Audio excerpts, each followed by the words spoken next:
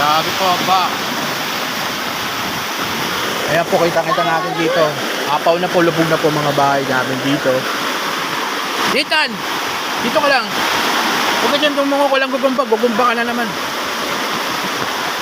Ito, live po yan dito ha. Ayan po. Grabe po, eh po yung bubong, wala na po talaga. Bye. Grabe po, naganganib po yung tubig.